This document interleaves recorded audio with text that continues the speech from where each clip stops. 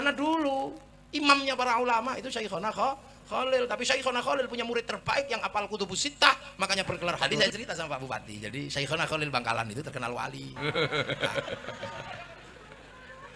Ya daripada palaknya tak odi. Orang besar yang kemudian bertempat di Sumeneb, Madura. Assalamualaikum warahmatullahi wabarakatuh. Bismillahirrahmanirrahim.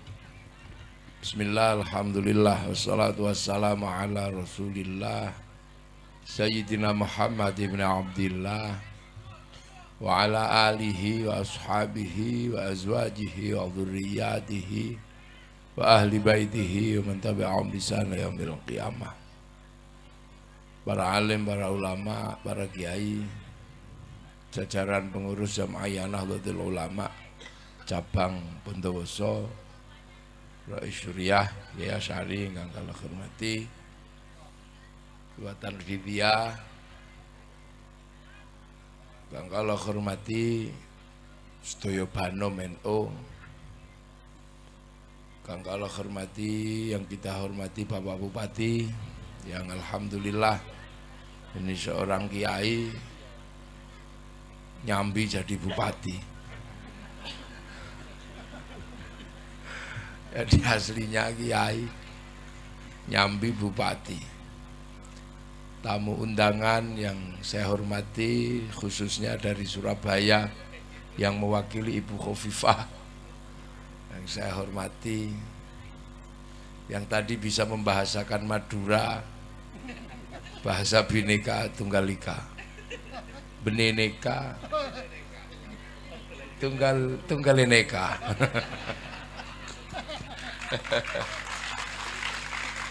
Jajaran TNI Polri, ya khususnya sahabat-sahabat Ansor yang barusan dilantik.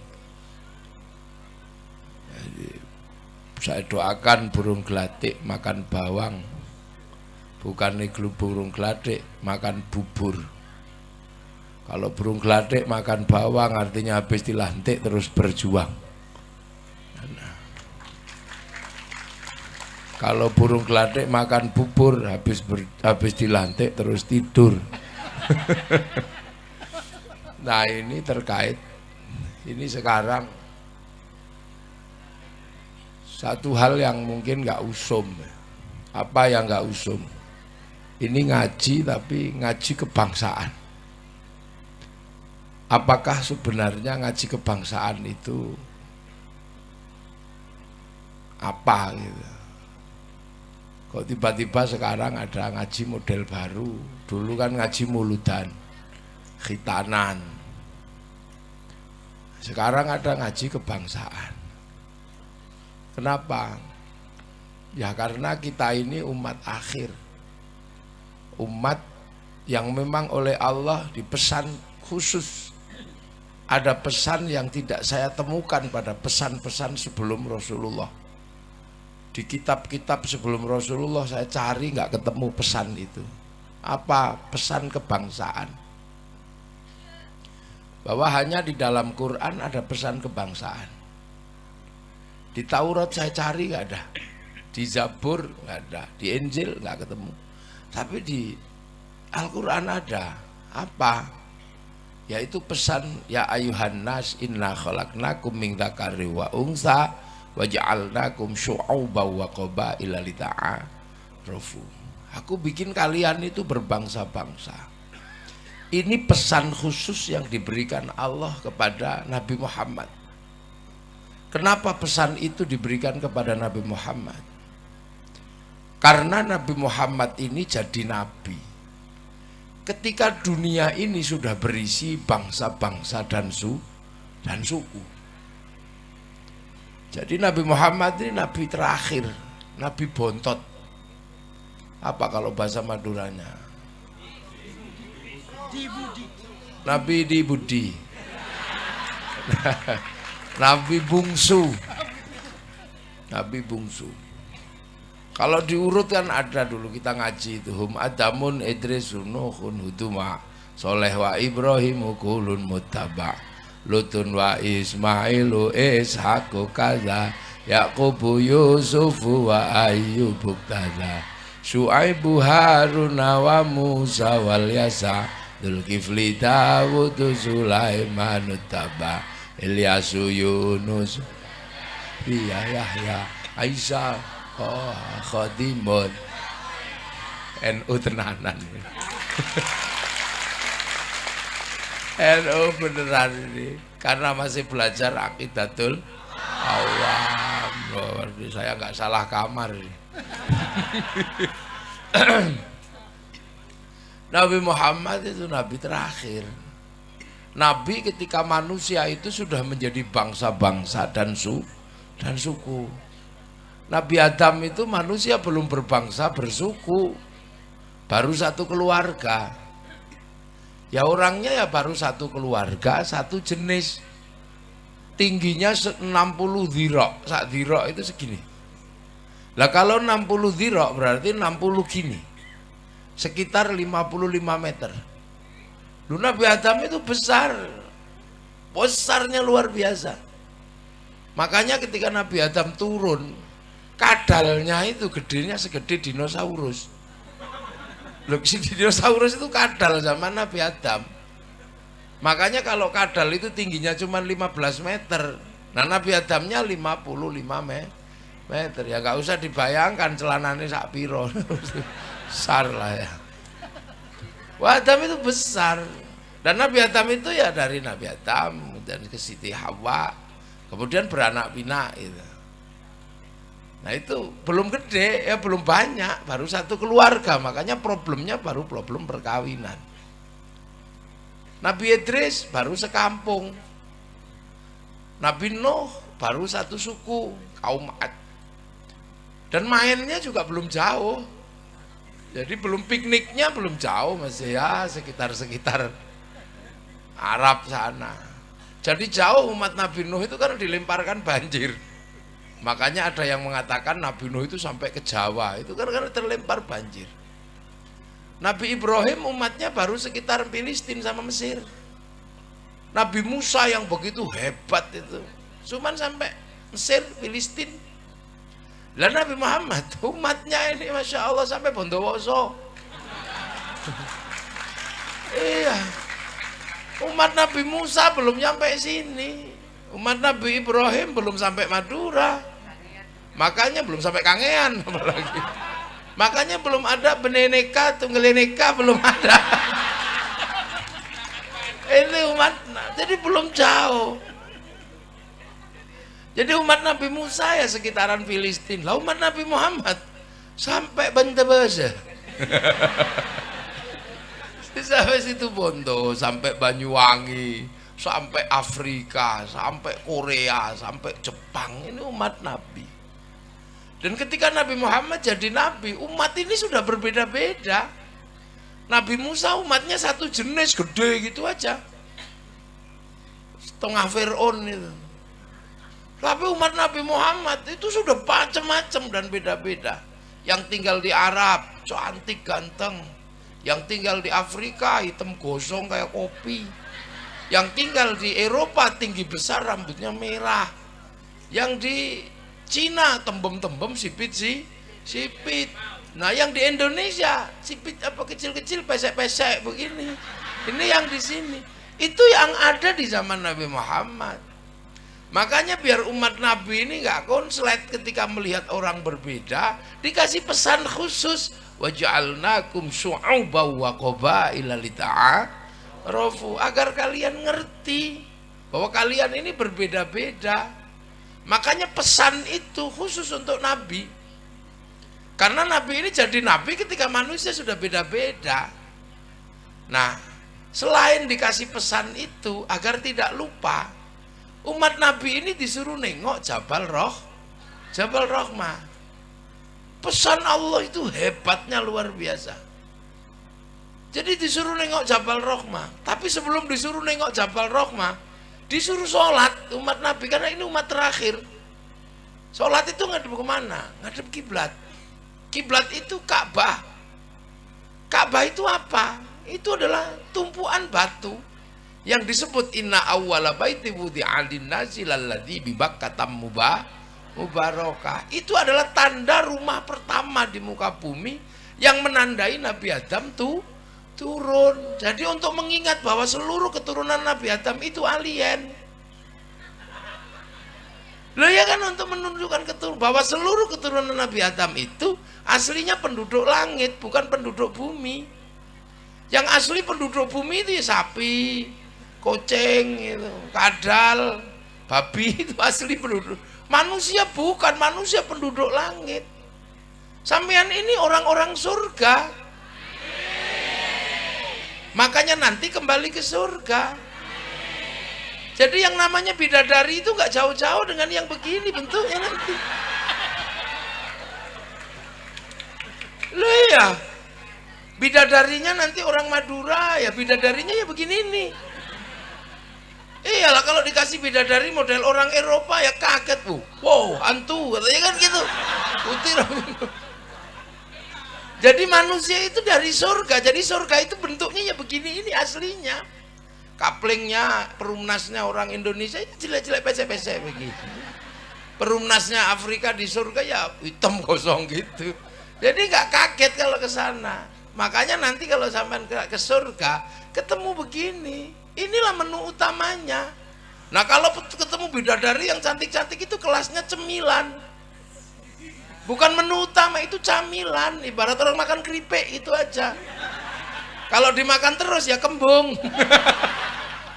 Jadi nanti di surga itu ya ketemu gini. Saya lebih membayangkan di sana itu nanti ketemu yang begini-begini aja, nggak perlu yang wajah aneh malahan. Itu aja. Nah ini nanti gini. Ini dari surga, makanya anak manusia disuruh nengok ke Jabal Rahmah, karena manusia belakang jangan sampai lupa bahwa manusia itu berasal dari langit. Makanya bentuknya bagus. Allah menyatakan laqad khalaqnal insana fi ahsani taqwim. Bentuknya terbaik.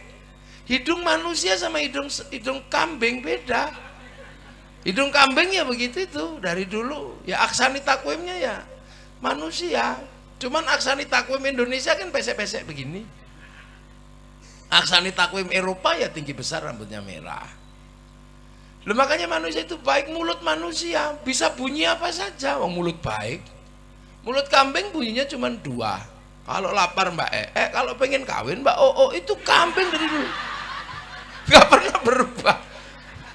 Dan mulut manusia itu tanpa ngomong, tanpa bunyi bisa ngomong. Lah ini nggak ada bunyinya ngomong. Tangan manusia paling baik, tangan monyet nggak bisa, utek-utek kuping nggak bisa, cewek nggak bisa, pemenang utek-utek kupil nggak bisa. Tangan manusia apa aja bisa, wong terbaik kok. Bahkan tangan ini bisa ngomong.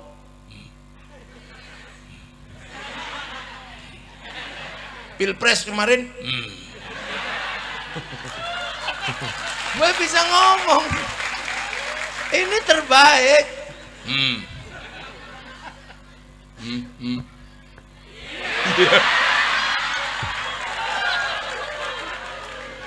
Nah ini kan tangan terbaik, ini nggak perlu ngomong. Manusia itu yang terbaik. Maka agar manusia tidak lupa kalau pulang ke langit, disuruh apa?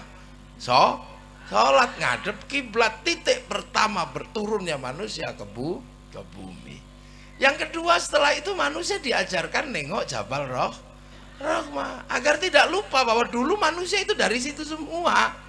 Walaupun jadi berbeda-beda, asalnya satu, dari Jabal Rahmah, Nabi Adam dan Siti Hawa. Kenapa? Karena Nabi Adam dan Siti Hawa itu bertemu pertama kali ditandai oleh Allah, namanya Jabal Rahmah. Kan dulu dipisah. Nabi Adam turun duluan.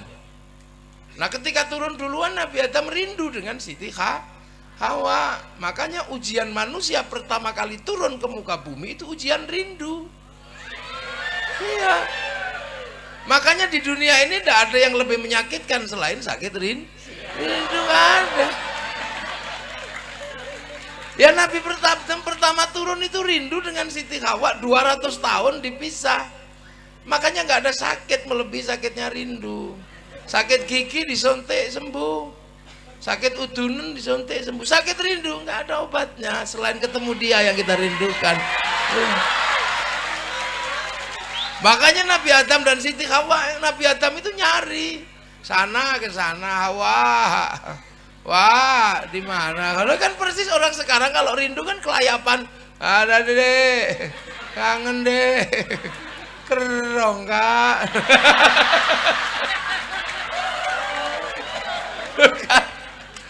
Kan gitu kan rindu. Loh, 200 tahun Nabi Adam nggak kuat, sudah nggak kuat, nggak tahan sudah, saking rindunya teriaklah Nabi Adam, Hawa, oh, ternyata sayup-sayup terdengar suara Nabi Siti Hawa, Mas Adam, Adam, gitu kan. Loh, Nabi Adam ini nyari, dicari kemana-mana itu, akhirnya ternyata baru kelihatan Siti Hawa di atas bukit. Duduk gini Siti Hawa, jatuh, Dek Hawa. Wah, akhirnya Siti Hawa begitu saking rindunya berdiri dan naikkan sarungnya, lari ngejar Siti Nabi Adam. Jatuh, Nabi Adam ikut, Hawa, tapi Nabi Adam ingat, Hawa, kamu jangan turun mengejarku. Kenapa? Aku rindu, jangan kau tetap di gunung itu, jangan turun. Karena kalau sampai kau turun ke muka bumi ini mengejarku, aku khawatir kamu dicontoh anak cucu kita. Ada perempuan ngejar laki-laki. Yeah. Makanya semenjak itu nggak pantas perempuan ngejar laki-laki. Maka duduklah kau di atas bukit, akan dikejar oleh laki-laki. Maka Nabi Adam berlari mengejar Siti Hawa itu. Itu kalau film India ada lagunya itu. Kalau film India, Hamko Hamise selalu ilmi kahitum supalo. Gitu. Kalau film India, kejar itu, akhirnya begitu ketemu langsung teleta habis dah.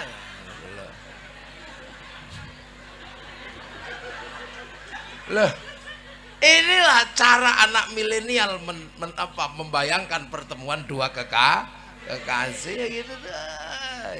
Nah, peristiwa itu nggak boleh dilupakan oleh anak cucu manusia, maka dikasihkanlah tanda besar namanya Jabal Rahmah. Jabal Rahmah itu tugu cinta Siti Hawa sama Nabi Adam. Maka kamu kalau sedang berjatuh cinta, bikinlah tugu-tugu cinta.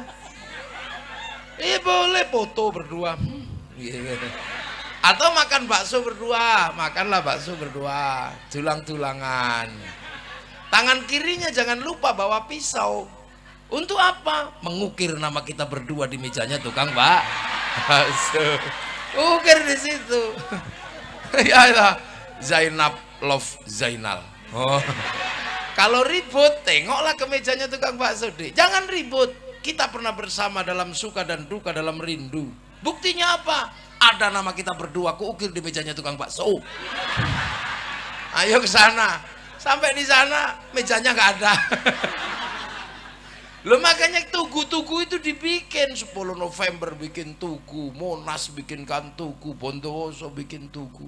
Itu pelajaran dari Allah agar anak cucu tidak lupa asal usul. Maka jangan dikit-dikit musyrik deh. Jangan dikit musyrik, jangan. Kita ini butuh tugu. Iya, untuk apa? Menjadi jembatan pengetahuan agar kita tidak kehilangan masa lalu. Karena masa depan tidak boleh melupakan masa lalu. Walladzina ja'u min ba'dihim yaquluna rabbana ighfir lana wa li ikhwanina alladzina sabaquna bil iman. Lah Nabi Muhammad agar umatnya nggak lupa dulu asalnya satu bapak satu ibu, maka suruh nengok Jabal Rahmah, puncak ibadah haji, wukuf di padang Arafah, agar kita nggak lupa memang manusia berbeda. Yang tetap di Arab keturunan Nabi Adam cantik dan ganteng. Yang pindah Eropa tinggi besar rambutnya merah. Yang pindah Cina tembem-tembem sipit. Yang pindah Afrika hitam gosong kayak kopi. Yang pindah ke Indonesia pesek-pesek rembes gini. Allah hanya metakan lita'arofu agar kalian saling pengertian. Lah kita punya pengertian kenapa Arab cantik sama ganteng. Gak usah emosi. Karena Arab tidak ada air. Kalau dibikin jelek kayak kita nggak mandi tambah jelek. Makanya dibikin cantik ganteng biar kalaupun nggak mandi tetap cantik, tetap ganteng itu. Kan pengertian aja, nggak usah pakai dibantah gitu. Oh yang nggak ada dalilnya, kenapa berubah nggak ada dalilnya? Cari di Quran, di hadis, kenapa yang pesek ada yang ini nggak ada? Ya pengertian aja. Maka saya punya pengertian karena nggak ada air, makanya cantik, biar kalau nggak mandi cantik kan. Eropa kenapa tinggi besar rambutnya merah? Karena ada musim dingin. Kalau dibikin kecil-kecil gini kedinginan mati. 4 bulan nggak ada matahari orang Eropa. Karena nggak ada matahari maka tiada sinar ultraviolet, kulitnya berubah tanpa pigmen. Maka saat matahari hilang, kulit perempuan dan laki-laki Eropa bintik-bintik kayak kulit tekek. Maka mereka berlari ke Indonesia, berjemur di pantai-pantai Indonesia. Itu bukan pornografi, itu berjemur. Maka Pak Bupati nggak usah emosi, nggak usah bikin perda Bondowoso turis masuk ke Indonesia harus pakai jilbab, nggak usah. Loh iya, kasih aja di bentangan pantai mana, itulah pantainya turis. Kalau kamu nggak tahan, nggak usah ke situ. Orang di situ itu dia berjemur, kamu aja yang salah paham dikira porno, bukan. Itu dede. Orang Eropa kalau musim dingin dia nggak punya daun, nggak ada daun. Seluruh daun rontok di musim gugur. Yang nggak rontok cuma daun cemara. Makanya bulan Desember teman-teman Nasrani kalau kemudian Natal pakai daun cemara. Bukan karena hebatnya daun cemara ya, cuma daun itu aja yang nggak rontok di musim gugur. Makanya seandainya Natal itu asli Bondowoso bisa daun sawu, gitu. Daun jambu. Makanya teman-teman Muslim NU nggak usah emosi. Jangan kau tanam cemara di depan masjid kami. Itu pohon Kristen. Semenjak kapan pohon punya agama? Ya saja. Ini loh yang diajarkan para ulama dahulu, indahnya luar biasa. Afrika kenapa hitam gosong? Ya karena ada singa. Kalau dibikin putih dikejar singa kelihatan. Nah kalau dibikin hitam gitu ya sudah, tengkurap itu dikira kayu. Lah yang Cina kenapa tembem dan sipit? Ya karena di sana kalau musim dingin salju turun, mataharinya keluar. Jadi silaunya luar biasa. Lama-lama ya gini-gini kan ya sih. Nah yang dari Indonesia kenapa kecil-kecil dan minimalis, padahal makanan paling banyak, protein paling banyak itu di Indonesia. Kenapa kita kecil-kecil? Itu urusan Allah dan gak ada masalah. Kita dibikin kecil-kecil karena oleh Allah kita ditempatkan di belahan buminya yang paling indah, namanya Indonesia. Gak ada bumi seindah tempat kita, gak ada. Sudah percaya sama saya. Saya ini kalau dalam zaman dulu Ibnu Battuta saya ini. Pengembara. Belum seminggu saya keliling negara-negara Cina, dari Jepang keliling, dari Tiongkok keliling saya. Jadi saya hafal mulai dari Afrika yang paling ujung hafal. Nggak ada tempat seindah kita. Orang Arab itu mau nanam pohon butuh ratusan juta. Kita nanam pohon nggak sengaja. Ya kan? Makanlah kates, telan bijinya, pergilah ke ladang, lah di situ. Tunggu 6 bulan ada buahnya sudah. Di negeri kita. Loh, ini perbandingan. Orang Eropa kalau musim dingin nggak punya ikan karena seluruh airnya mengering jadi beku. Lah kita nggak pernah kehilangan ikan. Makanya orang Eropa kalau musim panas mengawetkan ikan namanya sarden. Makanya kita ngapain ikut-ikut makan sarden? Wong setiap hari kita dapat ikan segar dari sungai atau dari laut. Kalau dapat ikan nggak dapat ya kodok-kodok dapat. Itu Indonesia, nggak ada negeri seindah kita. Orang Eropa itu kalau musim dingin nggak makan daging mati, maka susu dikeraskan menjadi keju, dibusukkan menjadi yogurt. Kita ini seumur-umur makan kobes hidup. Mana ada negeri seindah kita. Musim dingin orang Eropa butuh energi yang sangat banyak, minyak yang sangat banyak untuk memanaskan negeri dengan menggunakan listrik. Musim panas mendinginkan negeri dengan listrik, makanya berebut energi, perang di seluruh negara di dunia didalangi oleh orang-orang Eropa, karena mereka berebut energi, butuh AC. Kita nggak butuh, kita nggak panas, nggak dingin, maka teknologinya bukan AC, sarung. Iya, kalau kepanasan kebut-kebut pakai sarung, kedinginan kemulan sarung, guru-guru udah selesai. Nggak ada negeri indah kayak kita. Loh, mana ada negeri seindah negeri kita? Nggak ada. Ini negeri surga. Makanya dulu orang Yunani mencari tanah kita, karena mereka punya kabar ada Atlantis yang hilang atau tanah surga. Tanah surga itu air tidak pernah berhenti mengalir, daun tidak pernah rontok, hawa tidak panas dan tidak dingin, dan matahari tidak pernah ingkar janji, pagi terbit sore terbenam. Itu tidak ada di Eropa, kehilangan matahari 4 bulan, daun rontok, palok dingin-dinginnya luar biasa. Maka Bartholomeus melakukan perjalanan mencari tanah surga. 20 tahun dia pulang menemukan kawasan namanya Argir atau Jabadiu. Itulah kawasan yang kemudian oleh orang Yunani mau dijadikan tempat pindah penduduknya. Padahal Yunani sudah negara terbaik, punya Tuhan namanya Zeus. Zeus punya istri namanya Hera. Menikahlah dua Tuhan laki-laki dan Tuhan perempuan ini. Beranaklah namanya Hercules. Udah punya Plato, punya Socrates, tapi mereka nggak merasa punya surga. Tapi begitu mereka mau pindah, gagal karena konflik Kreta sama Sparta. Akhirnya yang mencari tanah surga itu siapa? Orang India, mualim kapalnya Bartholomeus, namanya Kudunga Boyong beserta seluruh keluarganya mencari tanah surga.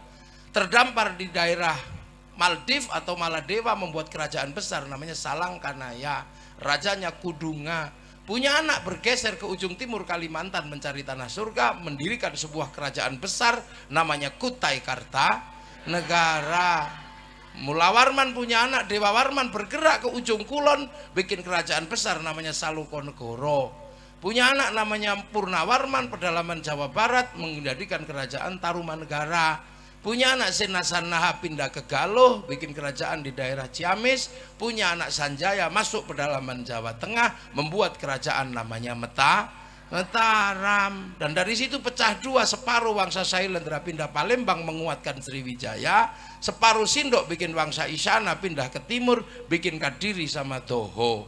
Kemudian dilanjutkan oleh Wangsa Baru dipimpin oleh Kenarok, membangun namanya kerajaan Singasari mampu menaklukkan 2/3 dunia. Bahkan daerah Korea Selatan ada kampung namanya Kimhae yang buka hutan namanya Surowareng. Gak mungkin Surowareng itu orang Korea Selatan, itu orang Singasari. Makanya jangan heran di tahun 1222 bangsa ini menjadi bangsa yang bangkit. Sekitar tahun 1300 mampu menaklukkan Mongolia, sebuah negara penakluk Eropa, penakluk Arab, penakluk Cina, masuk ke Nusantara, ditaklukkan oleh orang Nusantara, dipimpin oleh Arya Wiraraja, orang besar yang kemudian bertempat di Sumeneb, Madura.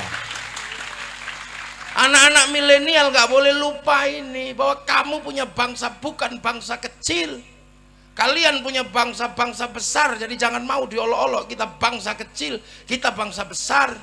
Eropa punya bangunan-bangunan besar, Arab punya piramid, kita punya Borobudur. Orang Eropa punya kisah cinta namanya Romeo Juliet. Orang Arab punya kisah cinta Kais dan Laila. Orang Cina punya kisah cinta Sampai Engtai. Kita punya kisah cinta Ande-Ande Lumut, Pandi Asmoro Bangun. Kita punya segalanya.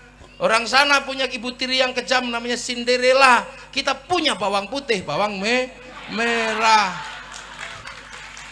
Sana punya orang kuat namanya Samson, kita punya orang kuat namanya Bandung Bondowoso. Main-main. Sana silakan punya orang kuat, silakan sana punya binatang bisa ngomong namanya kura-kura ninja, kita punya kancil nyuriti. Timun sama aja, apa bedanya? Bedanya lengkap bangsa ini. Orang Arab silakan punya alat musik namanya terbang, terbuat dari kayu dan kulit.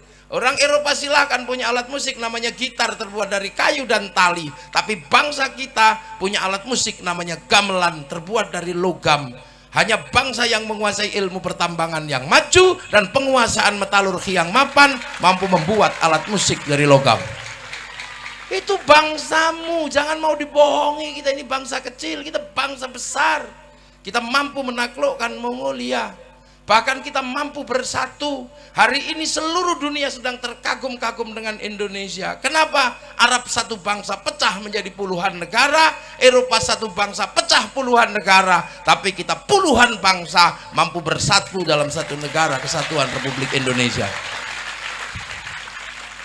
Terus sekarang kita diceritakan bangsa jelek, bangsa tempe. Kamu jangan percaya itu. Mereka-mereka ini sedang melemahkan mental kita. Agar apa? Kita benci dengan bangsa kita sendiri.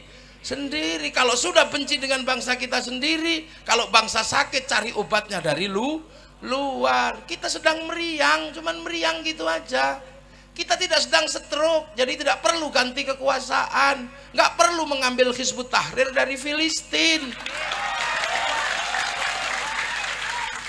Nggak perlu.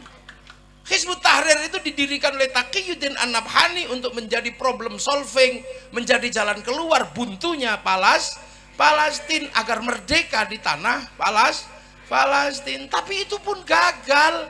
Jadi Hizbut Tahrir itu produk gagal di Timur Tengah. Masa kamu kesini mau dipakai untuk menyelesaikan Indonesia? Lucu aja kalian. Hei anak-anak muda, jangan bodoh kamu.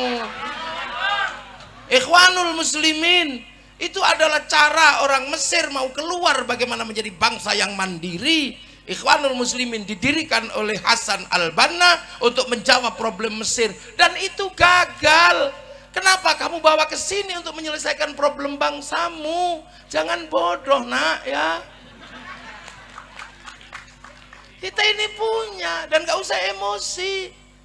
Makanya orang-orang ini suka emosi karena dagangannya nggak laku.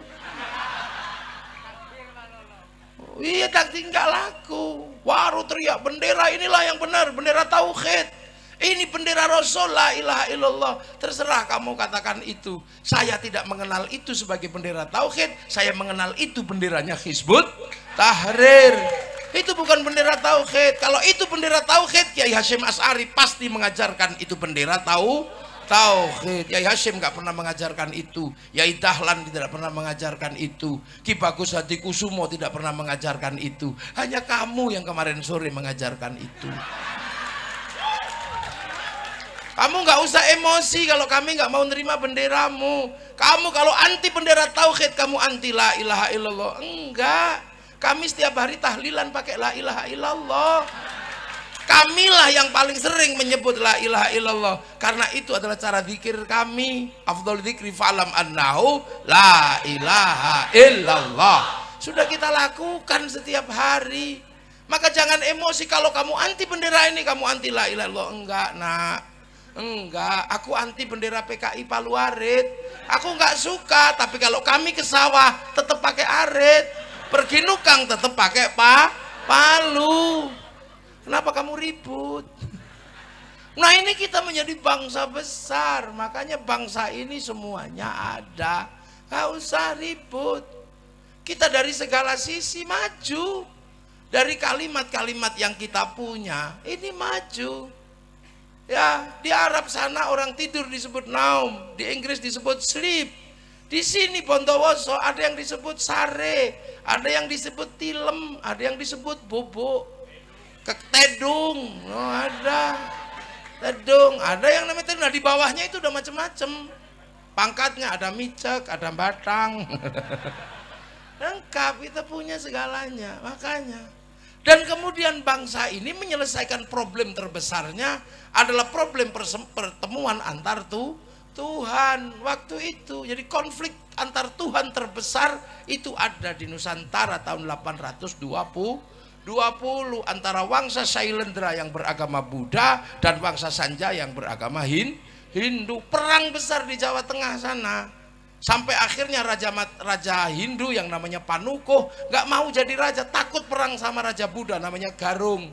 Tapi raja Buddha kerasnya luar biasa, setiap ketemu orang Hindu dibunuh. Akhirnya kemudian Garung berkuasa penuh dan kerajaan Sanjaya pelan-pelan meninggalkan rajanya hilang. Sampai satu ketika orang-orang Buddha yang kuat dipimpin Semaratungga mau bikin candi, nggak bisa. Akhirnya carilah orang Hindu, dapat arsitek namanya Panukoh tadi itu, yang gelarnya Resi Guna Dharma. Maka dibangunlah Candi Buddha, tapi nuansanya Hindu karena arsiteknya Hindu. Berdirilah Sambara Budura yang kita kenal dengan nama Borobudur. Jadi itu arsiteknya namanya Panukoh. Maka jangan ngarang, itu bukan bikinan Nabi Sulaiman, hanya orang iseng aja menceritakan Nabi Sulaiman dari Sleman bangun Borobudur. Bukan, Nabi Sulaiman itu bertempat di tempat yang namanya Ardul Muqaddasah. Ardul Muqaddasah itu bukan Sleman, itu tempat saya. Ini dan ini bukan turunan. Nah kan, Ratu Sabah bukan dari Wonosobo, bukan, itu buatan. Lah akhirnya berdiri Candi Buddha, nuansanya Hindu. Tiba-tiba anak Raja Buddha namanya Pramodawardhani jatuh cinta sama orang Hindu si Panukoh itu. Terpaksalah dinikahkan antara anak Buddha sama anak Hindu. Maka kemudian kerajaan Buddha dikuasai oleh orang Hindu namanya Panukoh, bergelar Rakai Pikatan. Akhirnya rukun Hindu Buddha. Makanya kalian yang kemarin ribut 01, 02 jangan diteruskan. Jangan-jangan anakmu saling jatuh cinta, pusing kamu nanti.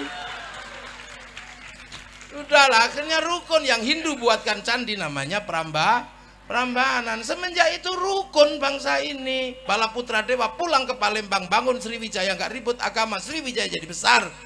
Sindok ke timur nggak ribut agama, Sindok membangun Wangsa, Sindok jadi besar.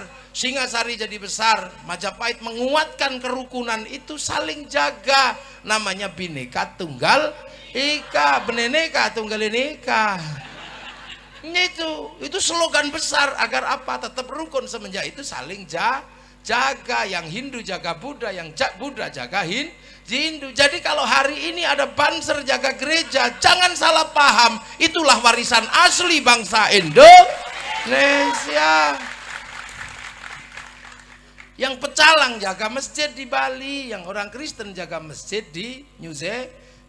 Lo itu kok kalian sekarang aneh-aneh, lupa dengan akar bangsamu yang saling menjaga Bhinneka Tunggal Ika. Lo ini lo cara pandang kaum muslimin yang maju ke depan, dipersiapkan untuk menjadi umat masa depan, mengerti perbedaan bangsa. Dan hari ini ketemu semua antar bangsa, nggak usah cerewet kamu. Orang Jepang nggak datang ke sini hari ini, tapi Mac-nya datang.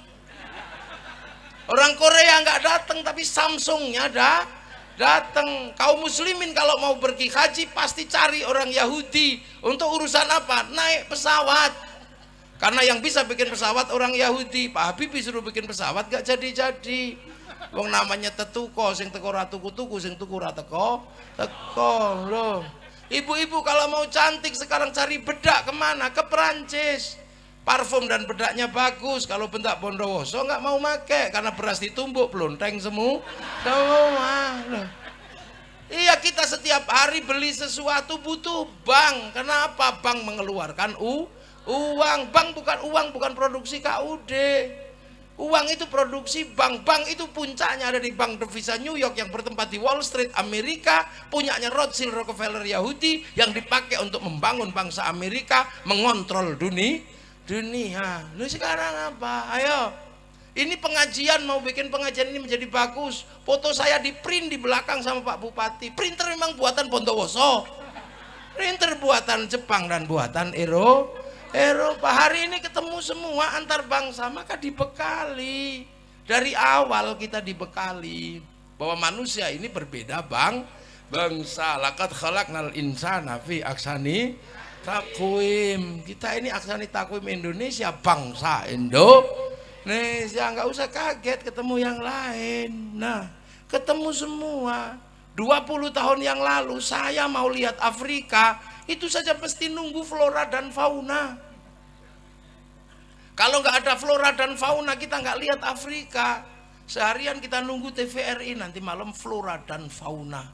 Mau lihat Afrika, baru lihat gajah Afrika. Sekarang orang nggak perlu nunggu, yang penting punya handphone. Ini aja nyawamu sekarang. Ini dengan sambil tidur kita bisa pergi ke Afrika, tinggal ngetik kucing Afrika keluar. Kalau mau iseng bokong India keluar di sini. Ini duniamu nak, dunia milenial, dunia yang terlihat tidak butuh siapapun. Maka saya harus mengingatkan kamu bahwa ada masa lalu yang harus kamu ingat, biar kamu tidak menjadi bangsa yang terpisah, jadi manusia yang terpisah dari masa lalu. Makanya anak-anak milenial ini harus dibikinkan jalan menuju ke titik paling awal. Dan Islam mengajarkan itu, agar kamu tidak lupa bahwa dulu kalian adalah satu. Dan jangan sampai kaget melihat bangsa berbeda. Kita disuruh tengok Jabal Rahmah. Itulah prinsip dasar santri punya sistem ukhuwah basyariyah, persaudaraan sesama manusia. Orang Eropa nggak diajari itu. Makanya orang Eropa ketika Christopher Columbus terdampar di Afrika, di Tanjung Harapan, kaget melihat orang Afrika hitam gosong. Karena mereka taunya manusia itu ras Arya yang putih. Begitu lihat orang hitam, neraka ini. Karena kitab mereka mengajarkan bahwa orang jahat masuk neraka, dibakar sama Tuhan, tapi nggak boleh mati biar bisa disiksa terus. Makanya begitu lihat orang hitam gosong, oh ini neraka ini.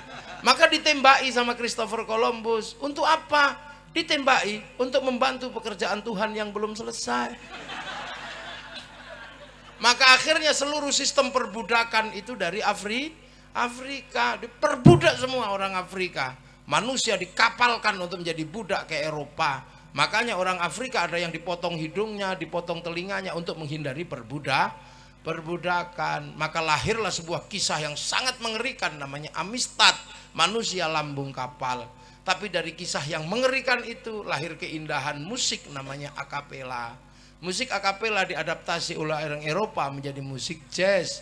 Musik jazz menjadi kelangenan orang Eropa, menjadi blues. Dan ketika musik blues dipakai untuk pemberontakan kepada sistem di Eropa, lahirlah musik rock. Yang akhirnya musik rock masuk ke Bondowoso menjadi rock dut. Nah ini punya bangsa. Orang Belanda datang ke Indonesia, lihat orang kecil-kecil, oh ini bukan manusia. Inilah yang asli dari turunan monyet. Maka mereka menceritakan manusia selain ras Arya adalah turunan monyet, namanya Pithecanthropus. Dan Pithecanthropus tertua ada di tanah Jawa menurut Belanda, yaitu Wajakensis dan Soloensis, untuk membenarkan bahwa kalian turunan monyet. Padahal itu tengkorak monyet, bukan tengkorak nenek moyang manusia. Nenek moyang kita ya tetap Nabi Adam. Makanya di Jawa ada panggilan kowe. Kowe itu anak monyet soalnya. Cari aja di terjemahan bahasa Jawa. Nah, orang Madura lagi. Makanya saya kadang kalau dengar bahasa Madura bede. Nah, bede. Tadi saya cerita sama Pak Bupati. Jadi Syekhona Khalil Bangkalan itu terkenal wali.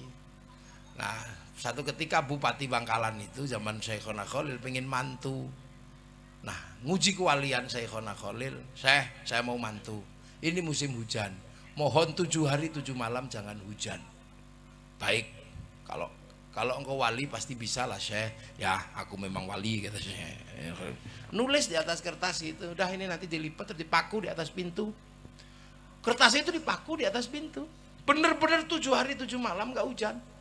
Akhirnya setelah selesai pesta, bupatinya pengen ngerti, ini tulisannya apa kok hebat. Ternyata tulisannya nggak panjang, cuman Bupati Balak Raja.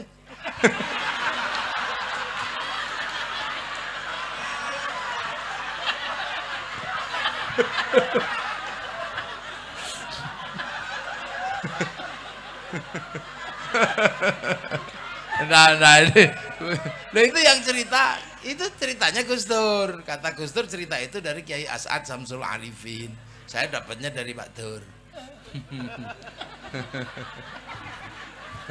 Udah.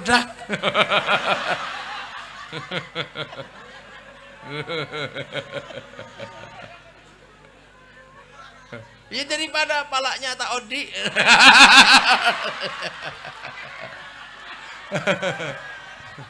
Loh ini kan ini bahasa, jadi bahasa itu macam-macam. Islam itu begitu, dihantarkan kepada titik di mana manusia agar mengerti, karena Islam ini agama masa depan, punya bangsa. Itu loh. Dan yang hebat lagi bahwa nenek moyang manusia itu pernah kehilangan jejaknya. Siapa yang menghilangkan jejaknya itu? Yang alam. Runtuh, Ka'bah itu pernah runtuh. Dicari sama Nabi Ibrahim beserta anak dan istrinya. Nabi Ibrahim menemukan jejak itu terus berdoa, Rabbana ini askantu min dzurriyyati biwadin ghairi dzi zar'in 'inda baitikal muharram Rabbana liyuqimus sholata waj'al afidatan minan nasi tahwi ilaihim warzuqhum minats thamarati la'allahum yashkurun. Berdoa. Maka jejak Nabi Ibrahim enggak dihilangkan, namanya maqam Ibrahim. Jejak Nabi Ismail tidak dihilangkan, namanya Khijr Ismail. Jejaknya Siti Hajar diabadikan, namanya Sofa Marwah. Jejaknya Nabi Ibrahim lempar setan, Jamarat Ula Wusto Aqabah. Jadi Islam sangat menghargai jejak masa lalu dan peninggalan orang-orang dahulu. Maka Nahdlatul Ulama menjaga itu dengan al-muhafadzatu 'alal qadimi shalih wal akhdhu bil jadidil aslah. Sing bener sopo kalau udah kayak begini? Ya tetap santri. Ya tetap santri yang benar. Nah udah kayak kita dari sini sudah terlihat. Yang lain nggak ada itu jejak itu. Makam wali musyrik. Nah, itu benernya sesungguhnya mereka ini nggak ngerti dengan jejak masa lalu Islam. Kenapa? Mereka ini kadang lupa diri. Nanti tak jelaskan ekor terakhir kali. Nanti paling jam 1. Ya, enggak apa-apa, udah tenang duduk ya, yang tenang. Sekali-sekali ketemu sama saya. Nah, Nabi Ibrahim ini tidak boleh dilupakan. Dan Nabi Ibrahim ini punya jejak besar karena meninggalkan anak cucu yang membangun peradaban. Ada anak cucu Nabi Ibrahim namanya Ishak, punya anak namanya Yakub atau Israel, punya anak 12 namanya Bani Israel. Dari Bani Israel lahir Nabi Musa, melahirkan agama besar Yahudi. Sekarang pusatnya masih ada di Israel, didirikan oleh orang-orang besarnya Yahudi. Kenapa? Karena Taurat menghasilkan orang-orang besar. Nabi Musa menjadi hebat setelah pegang Taurat. Manusia tempiling mati, tangan masuk saku keluar listrik, tongkat dilempar jadi naga, jadi barongsai, tongkat dipukul jadi jalan tol. Akhirnya Nabi Musa sangat terkenal punya Taurat. Teman-teman Nabi Musa hebat. Ada namanya Bal'am bin Ba'ura, punya ilmu mindah sesuatu tanpa menyentuh. Makanya kalau si Bal'am itu lewat dan kita membuat macet jalan, dia bisa cering sampean sak kampung pindah Surabaya. Makanya perempuan cantik nggak ada yang berani menghina Bal'am. Cering pindah kamarnya Bal'am. Itu orang bente-bese cari ilmu itu. Nggak ada, itu cering pindah. Orang sini ngertinya cuma songir aja.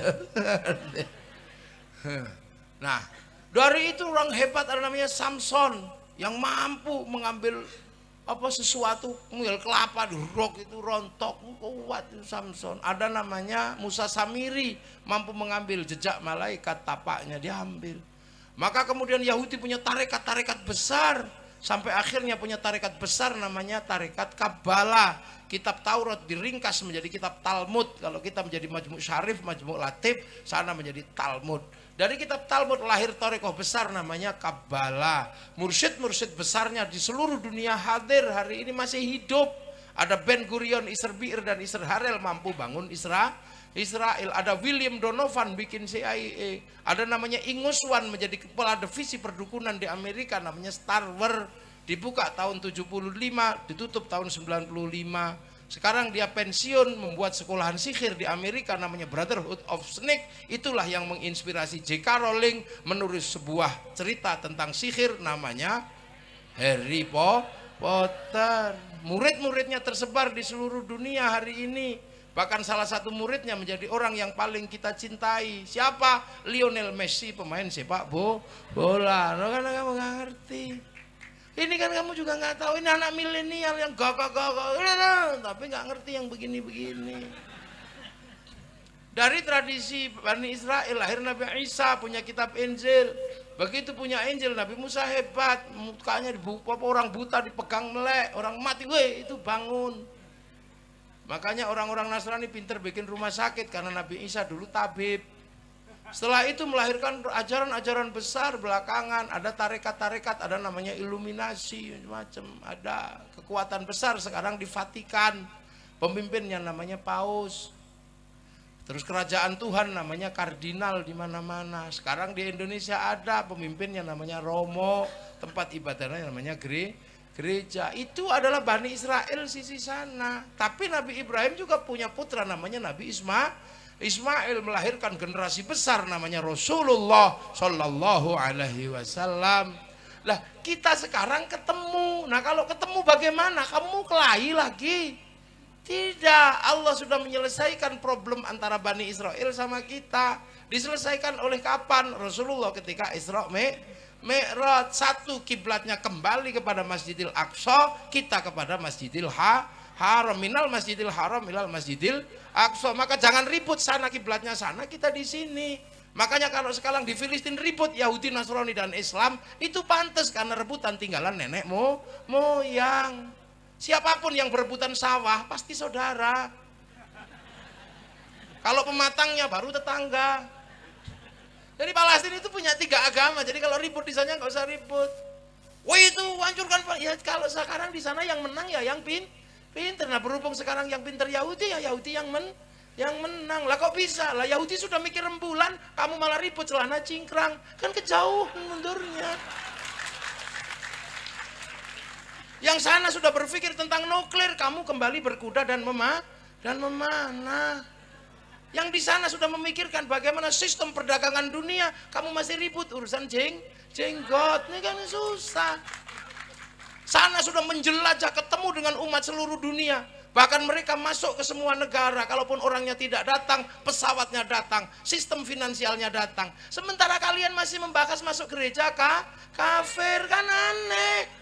Kamu mundur, kamu masih ribut orang bawa tumpeng ke gereja musyrik lah, kan kamu aneh. Mundur jangan kejauhan nak, mundur itu dikit aja, jangan jauh-jauh. Kalau kamu katakan orang masuk gereja itu kafir, kasihan kaum muslimin yang jadi cleaning service di gereja. Sudah bukan waktunya biasa mengucapkan selamat Natal di gereja sana, padahal setiap hari perang. Kamu kurang yakin dengan kealiman. Kamu masih kurang yakin dengan kemuliaan beliau. Beliau ke gereja, kadang kalau waktu sholat masih di gereja, beliau sholat mengambil tempat di sudut gereja. Kok kamu masuk gereja aja kok kafir? Kamu maunya apa? Apakah kamu mau bangsamu ini semakin mundur, agamamu semakin terpuruk? Ini eranya era perbankan, jangan mundur mengharamkan bank. Kasihan umat mati tidak punya jaminan kehidupan untuk bangun industri. Jangan. Tapi itu tidak terjadi di kalangan santri tetap maju. Sesuatu yang sudah dilewatkan oleh para masa lalu menjadi pengingat, dan kita akan terus bergerak ke masa depan. Yang lain mundur bakas jenggot, kita sudah tidak ribut masalah jenggot. Yang lain masih membahas celana cingkrang, kita sudah tidak ribut masalah celana cingkrang. Yang lain masih ribut tentang bunga bank, kita udah nggak ribut karena kaum muslimin nggak bisa pisah dari bank. Kenapa? Pergi haji pakai bank, baca Quran butuh bank, karena percetakan Quran utang bank dulu sebelum dibeli sama negara. Nah, kalau kamu nggak suka bunga bank, ya jangan diambil bunganya kalau kamu nggak yakin. Tapi jangan kau haramkan bank, karena bank dibutuhkan oleh kehidupan manusia baru. Ibarat kamu punya istri, kalau cuma mulutnya yang cerewet, ya mulutnya jangan dipakai. Tapi pipinya kan nggak apa-apa. Bokongnya kan masih bisa. Ya Allah. Dan itu nggak boleh terjadi dengan santri. Lah itu makanya kalau ketemu bagaimana? Sudah diselesaikan. Minal Masjidil Haram ilal Masjidil Aqsa. Kalau kemudian berhubungan tidak bisa dipisahkan, saling berbagi, saling apa, ya sudah. Ketika naik ke langit, Allah cuma mengajarkan apa? Kama barok ta'ala Sayyidina Ibrahim wa ala ali Sayyidina Ibrahim. Saling mendoakan antara Ali Muhammad dan Ali Ibrahim. Lu gitu aja kok susah. Itulah maka Gus Dur tidak pernah ragu ketika berkunjung ke Israel untuk membicarakan bagaimana nasib Indonesia dalam kancah pertarungan nasional. Gitu aja kok susah kamu. Masuk gereja kafir, lihat film Korea kafir, Kamu kalaupun kalah cantik dengan artis Korea, kalah ganteng, jangan mengkafirkan nonton film Korea. Kamu kafirkan film Korea, tapi kamu pakai Samsung. Juga produk Korea. Pak Bupati, Kiai kalau mau bangun jalan pakai teknologi pembangunan jalan Korea. Bisa dul ya. Nah itu loh makanya Kiai ulama tidak mudah mengeluarkan hukum. Kafir, musyrik. Enggak, biasa aja, mikirnya jernih. Karena apa? Ulama punya tanggung jawab ke keumatan. Yang suka kufar kafir biasanya umatnya itu subscribe.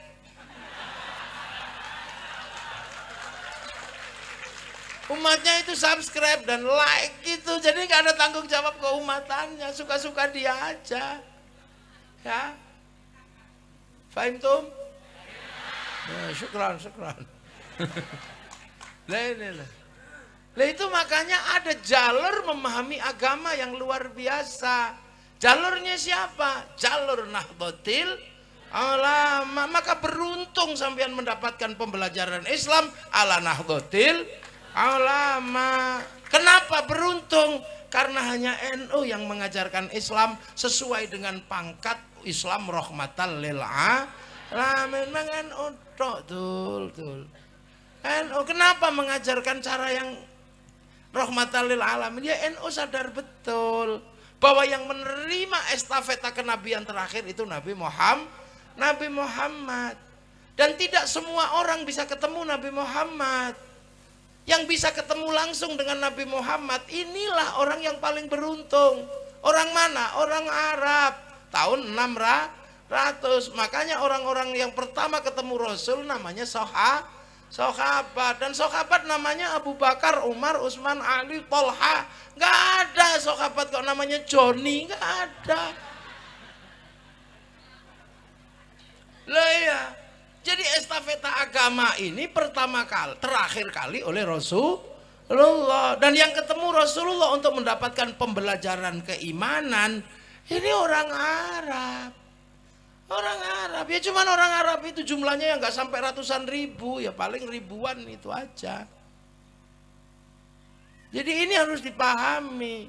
Jadi kita ini laqad khalaqnal insana fi ahsani taqwim. Ahsani taqwim kita Indonesia. Tsumma radatnahu asfala safilin illal ladzina amanu, kecuali orang beriman. Lah kita ini untuk mendapatkan iman jalurnya luar biasa rumit. Karena kita orang bondowoso. Kalau orang Arab mendapatkan iman mudah karena dekat dengan Rasulullah. Lah kita ini jauh untuk mendapatkan iman itu caranya mulek kok menggok. Ya kita tidak ketemu Rasulullah, kita ketemu para ulama. Kita ini santri-santri Bondowoso, ini santri-santrinya Kiai As'ad di Positu Bonto, ada Kiai di sini, Kiai Asyari, macam-macam ini. Lah kalau diurut misalnya kalau yang nyantri dari sana, dari Kiai As'ad. Kiai As'ad ini juga murid Kiai Khalil, juga murid Kiai Hashim. Misalnya santri Genggong ini juga dari Kiai Khalil semuanya. Karena dulu imamnya para ulama itu Syekhona Khalil. Tapi Syekhona Khalil punya murid terbaik yang apal kutubus sittah. Makanya bergelar Hadratus Syekh Hashim Asy'ari, apal Sahih Bukhari, Sahih Muslim, Sunat Abu Dawud, Nasa'i, Tirmidzi, Ibnu Majah. Maka jangan khawatir kalau kita pengikut NU dengan orang-orang yang punya hafal hadis 3, nggak usah khawatir. Apalagi cuma diolok-olok dengan satu hadis kulu bid'atin dolalah. Itu kan hadis yang bersifat umum kayak kunci Inggris. Membuka apapun kuncinya itu, nggak usah khawatir. Kita ini muridnya Kiai Hashim. Untuk mendapatkan iman kita sulitnya luar biasa. Kita butuh para ulama. Tanpa para ulama kita nggak bisa mengenal Allah. Kalau sahabat ketemu Rasulullah, kita nggak ketemu. Bahkan murid sahabat yang namanya tabi'in kita nggak ketemu. Murid tabi'in yang namanya tabi'ut tabi'in kita juga nggak ketemu.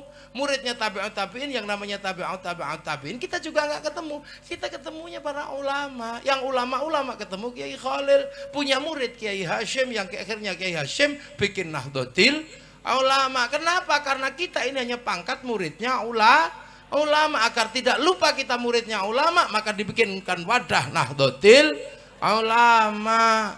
Kalau muridnya Nabi, Nahdlatul Sahabah. Kalau muridnya sahabat, Nahdlatul Tabi'in. Nah, kita ini muridnya ulama. Kiai Hasyim mengenal Islam, mengenal iman dari Kiai Asy'ari, terus Kiai Asy'ari dari Kiai Khalil, dari Kiai Khairon. Mbah Khairon mengerti iman, belajar Islam kepada Kiai Abdul Wahid Solotigo. Itu belajar kepada Kiai Abdul Halim Boyolali, muridnya Kiai Sufyan Tuban, muridnya Kiai Jabar Tuban, muridnya Kiai Abdurrahman Lasem, muridnya Kiai Abdul Halim Benowo, muridnya Mbah Cokrojoyo Sunan Geseng, muridnya Sunan Kalijaga, muridnya Sunan Bonang, muridnya Sunan Ampel, muridnya Mbah Ibrahim Asmoro Kondi, muridnya Syekh Jumadil Kubro, muridnya Said Muhammad, muridnya Said Ahmad Jalaluddin, muridnya Said Abdul Malik, muridnya Said Alawi Amil Faqih, muridnya Said Ahmad Sohib Mirbat, muridnya Said Ali Khalid Qasam, murid Said Alwi, murid Said Muhammad, murid Said Alwi, murid Said Ubaidillah, murid Said Ahmad Al-Muhajir, murid Said Isa, murid Said Muhammad, murid Said Ali Uraidi, murid Said Ja'far Shadiq, murid Said Bakir, murid Said Ali Zainal Abidin, murid Sayyidina Hasan Husain, murid Sayyidina Ali. Lah ini yang belajar langsung pada Rasulullah Muhammad sallallahu alaihi wasallam. Makanya kita ini diajarkan ahli sunnah wal jamaah. Ahli sunnah wal jamaahnya Nabi, sahabat, wal jamaahnya sahabat tabi'in, wal jamaahnya tabi'in tabi'ut tabi'in. Lah kita ini wal jamaahnya ulama yang bertempat di pondok. Tetap sama rukun iman rukun Islam, tapi cara ngajarnya beda. Lah ini yang harus dipahami. Jadi ahli sunnah itu tidak berhenti wal jamaah itu sampai di sahabat, sampai kita ini wal jamaahnya ulama. Betul. Jangan terus begitu. Sahabat ya di sana itu nggak dituliskan Quran. Kenapa sahabat apal Quran? Karena Quran berangsur-angsur, makanya tidak ditulis. Karena apal tidak perlu membaca. Saya hafal wajahnya istri saya, maka kemana-mana nggak pernah bawa fotonya. Bagi yang fotonya dibawa kemana-mana, waspada, itu berarti suamimu belum hafal. Nah ya hafal.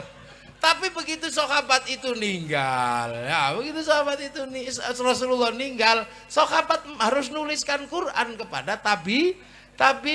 Itu pun sudah ribut masalah bid'ah antara Sayyidina Umar, Sayyidina Abu Bakar, bid'ah itu ribut. Tapi sahabat Umar tetap nulis. Akhirnya tulisannya sahabat Umar atas manuskrip yang diberikan oleh Zaid bin Sabit, nggak ada masalah, ketemu. Tapi begitu sahabat meninggal, tabi'in harus ngomong tabi'ut tabi'in. Dikasih Qur'annya sahabat nggak bisa baca karena lungkek-lungkek kayak cacing.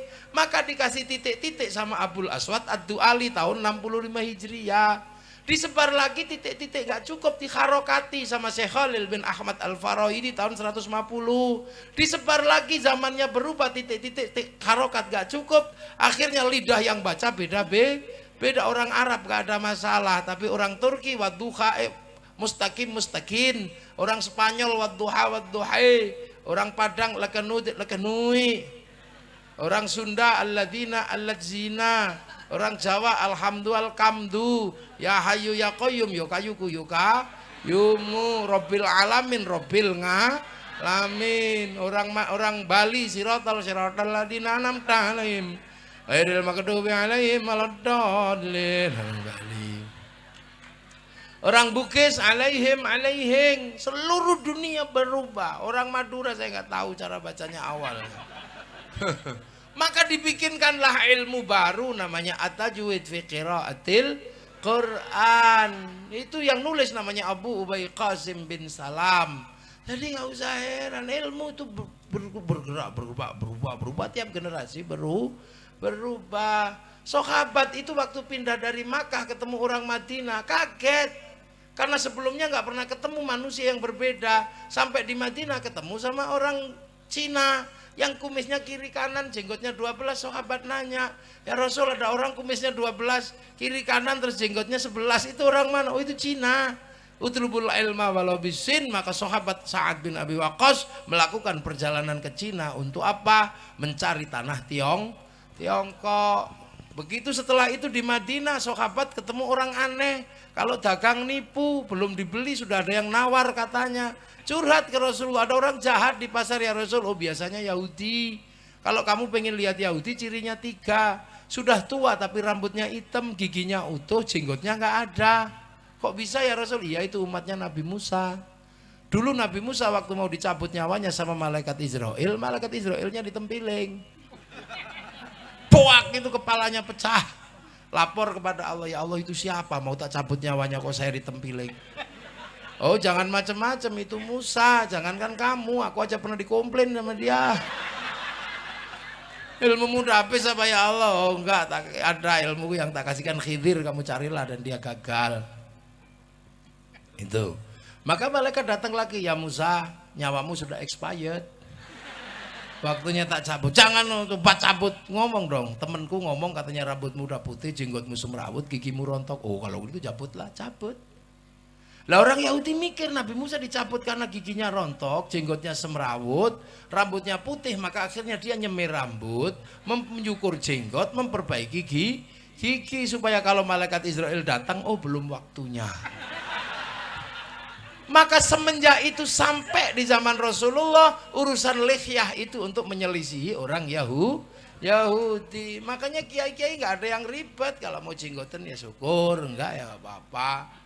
Tapi masalah jenggot menjadi ribut karena Kiai Said mengatakan orang jenggotnya panjang goblok, itu aja yang jadi ribut. Dan memang saya setuju dengan kalimat itu. Loh ada sebabnya. Kenapa sampai Kiai Said orang alim bisa bikin statement begitu? Karena ada orang yang tiba-tiba mengatakan Wali Songo itu gak ada. Wali Songo tidak ada, itu fiktif lah. Orangnya namanya Zainal Abidin, jenggotnya panjang. Akhirnya sama Kiai Said diolok-olok, dasar orang kalau jenggotnya panjang itu goblok. Ya itu yang olok-olok Wali Songo gak ada yang berjenggot itu. Akhirnya dia bales, Kiai Said yang goblok. Orang penerus Wali Songo kok mengatakan orang berjenggot itu goblok, padahal seluruh Wali Songo itu berjenggot.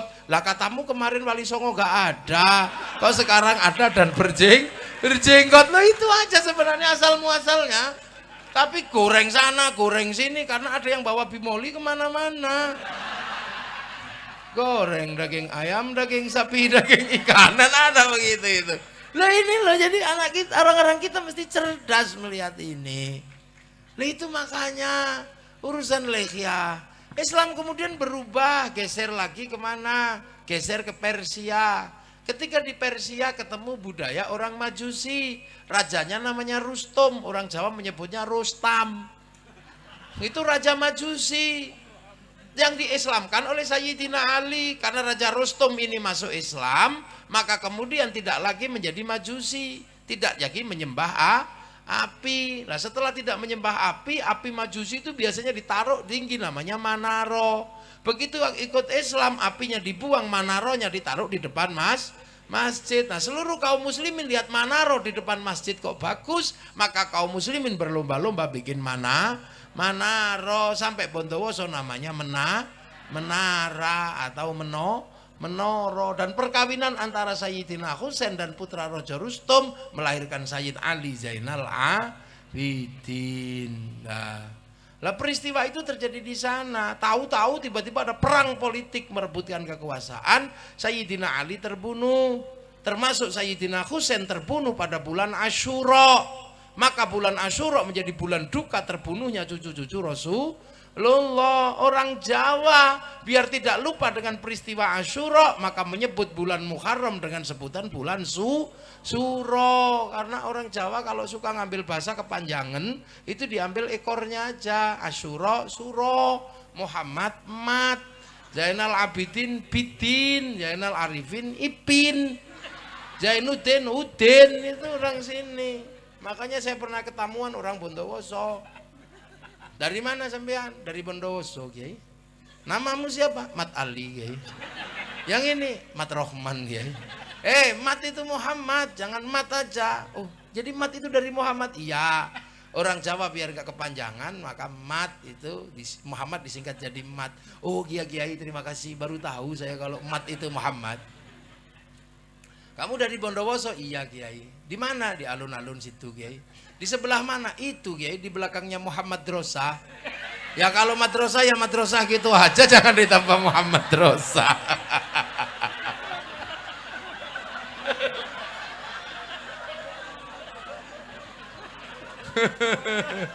Ya jangan ditambah Muhammad Drosa.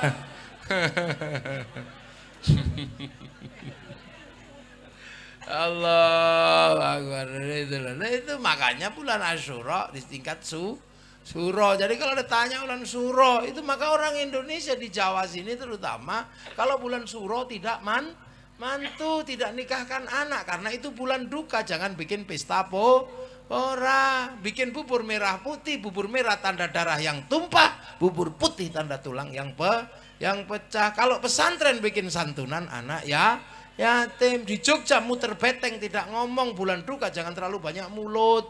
Orang Solo mengeluarkan kebo, kemudian kalau kebonya diusap-usapkan seluruh tubuh. Ini bulan duka. Kan gitu, jangan terlalu banyak berdandan. Loh, ini caranya orang Indonesia mengingat masa lalu agar tidak lupa. Makanya ketika cucu-cucu Rasulullah di sana kehilangan tanah air, maka ketika cucu Rasulullah sampai sini nggak tabrakan dengan tanah air Nusantara, berkompromi secara bagus.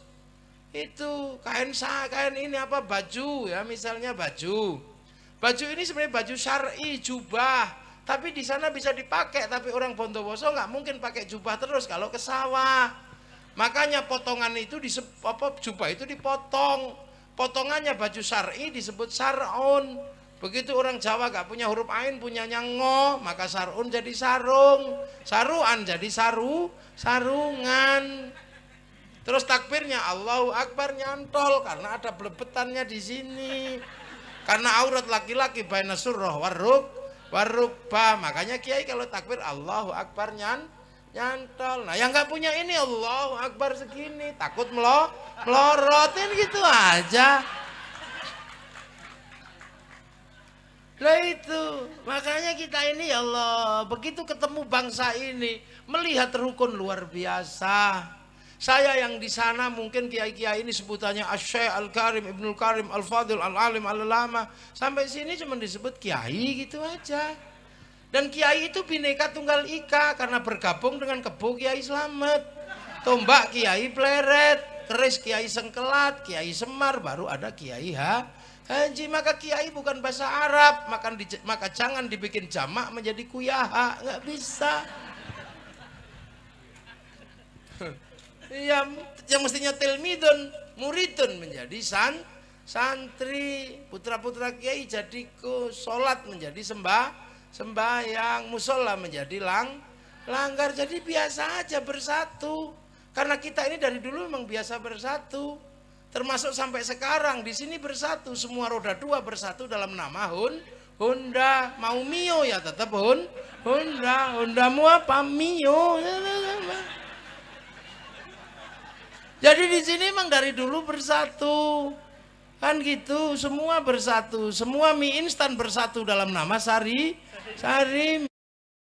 Semua pompa air bersatu dalam nama semua minuman botol bersatu dalam celana jin bersatu dalam bersatu dalam nama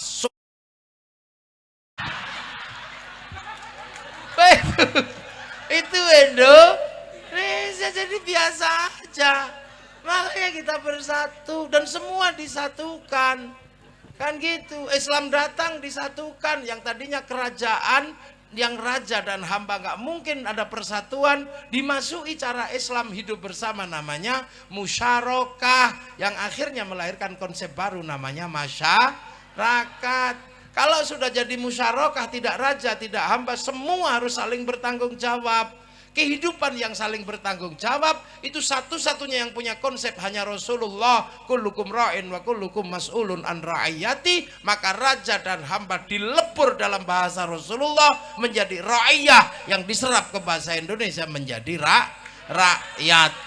Dan satu-satunya kaum muslimin dunia yang sanggup mengambil kalimat ra'iyah untuk menyebut nama warga bangsanya hanya ulama Indonesia. Terus kamu mengatakan negeri ini togut, ini tak tapuk lambemu. Kamu pasti bukan Indonesia. Makanya jadilah orang Indonesia yang biasa-biasa aja. Waktunya pakai peci ya pakai peci biasa aja ya. Yang peci hitam ya hitam, yang putih jangan sering-sering. Karena kamu nanti lupa kedudukanmu sudah merasa kiai padahal masih santri. Karena bahaya betul. Sekarang banyak sekali orang belum diajar ngaji sudah dibebel apa? Udah dibelepet rapet sekali, dijupai, dibelepet gitu. Akhirnya begitu waktunya diisi nggak bisa masuk karena buntelnya udah terlalu rapat. Makanya santri Lirboyo tidak boleh pakai peci putih biar nggak lupa kedudukannya masih santri, jangan sampai merasa kiai. Dan peci putih itu mahal 40 juta.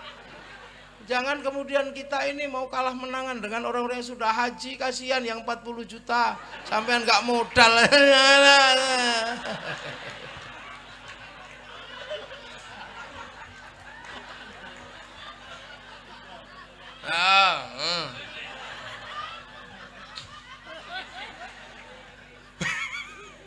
Lah inilah ya. Lah itu. Makanya satu-satunya yang bisa mengambil kalimat ro'iyah itu hanya umat Islam Indonesia. Tapi nggak kerasa karena kiai nggak terus kemudian dihilangkan semua, enggak. Yang hamba masih boleh bilang ambo. Yang hamba sahaya masih boleh bilang saya, yang kawulo masih boleh bilang kulo, yang pukulun masih boleh bilang ulun, yang abdi masih boleh bilang abdi. Ini hebat. Ro'iyah kalau ngumpul jangan jangan membicarakan yang lain, bicarakanlah nasibmu. Membicarakan nasibnya ro'iyah dalam Al-Quran disebut wasyawirhum fil amri, maka pertemuan ro'iyah disebut musyawarah. Itu Quran tuh. Nah kalau sudah musyawarah jangan lupa, jangan menang-menangan sendiri. Tafassaku fil majalis fafsaku yafsakhillah. Kedudukan ruang musyawarah namanya majelis. Dan kalau kamu mau mengangkat, angkatlah pemimpinmu sesuai dengan standar wasi'a kursiyus samawat, maka kedudukan pemimpin disebut kursi. Maka ada kursi bupati, ada kursi presiden. Tapi jangan lupa yang bangun sistem ra'iyah, musyarakah, yang bangun sistem musyawarah, yang bangun sistem majelis ini adalah para wali yang datang ke Indonesia. Maka kawasan di mana para wali membangun disebut wilayah, dan al-wali meninggalkan wilayah, yang wilayah itu dikasih nama Negara Kesatuan Republik Indonesia. Nah kamu cari negeri seindah Indonesia dengan sistem keislaman yang luar biasa, nggak akan ketemu. Makanya jangan bilang negeri ini tauhid. Disinilah puluhan bangsa bersatu, maka benderanya adalah bendera persatuan. Kalau bendera NU cuman NU, bendera Muhammadiyah cuman Muhammadiyah, bendera Coca-Cola cuman Coca-Cola. Tapi kalau sudah merah putih Sabang sampai merah, oke. Makanya Belanda paling marah lihat merah putih, tidak marah lihat bendera NU, tapi marah dengan bendera merah putih karena mempersatukan perbedaan. Para ulama tidak boleh kalah dengan Belanda. Kalau tidak boleh mengibarkan, kibarkan di atas rumah. Belanda masih curiga, tiangnya dikasih tebu, curiga lagi dikasih padi, tiangnya dikasih kelapa, masih curiga dikasih pisang, masih curiga bahwa tumpeng sama ingkung makan. Oh ternyata cuma mau makan. Tapi jangan lupa begitu makanan habis, padi mengering, tebu mengering, pisang mengering, kelapa rontok, yang tersisa tinggal merah putih. Makanya ketika ditambah biru sama Belanda, disobek sama santri, lahirlah peristiwa 10 November. Ratusan ribu nyawa bahkan jutaan mempertahankan pemersatu namanya bendera merah putih. Tapi anak milenial mengenal merah putih hanya seharga 50.000. Maka kadang anak milenial nggak ngerti, dulu merah putih minta darah dan nyawa, sekarang merah putih hanya minta kita mengangkat tangan. Maka jangan sekali-sekali kita angkuh, dan jangan sekali-sekali kita tidak mau mengangkat tangan, karena hari ini merah putih hanya minta kita begini, tidak lagi minta darah dan nyawa. Makanya kalau ada yang mengatakan bahwa merah putih adalah tauhid, angkat bendera tauhid, ini pasti di zaman perang nenek moyangnya tidak ikut berperang. Atau jangan-jangan nenek moyangnya Bandar Dadu. Ini lo bangsa. Kamu sekarang bisa apa saja. Kamu bisa menjadi Eropa karena teknologi memungkinkan. Kamu bisa menjadi Arab karena orang memungkinkan, buka aja media. Tapi satu yang kamu tidak bisa berubah. Apa? Kamu tetap menjadi Indonesia. Walaupun kamu seperti orang Arab, kamu pulang ke Arab tetap ditanya pasportmu mana.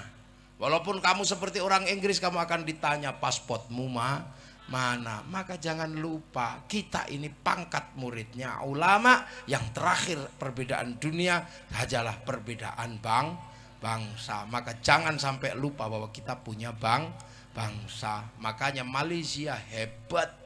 Ketika bangsanya terlalu banyak mengekspor radikal dari Timur Tengah, lahirlah eksportir eksportir teroris dari Malaysia. Akhirnya Malaysia kapok, seluruh orang radikal dirapikan dengan ISA, International Security Act, dan Malaysia diserahkan kembali kepada anak-anak Melayu namanya si Upin dan si Ipin. Anak-anak Malaysia nggak boleh lupa, si Upin dan si Ipin jangan lupa bahwa bangsa Malaysia tegak, salah satunya didirikan oleh ras besar namanya India. Maka si Upin dan si Ipin dikenalkan dengan tokoh kecil namanya Jarjit.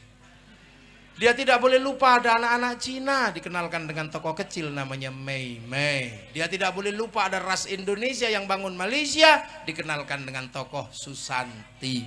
Ini cara Malaysia menggunakan cara pendidikan, diawasi oleh cikgu, dan kembali bukan spaghetti tapi ayam goreng. Nah, ini cara mereka mengatur bangsanya.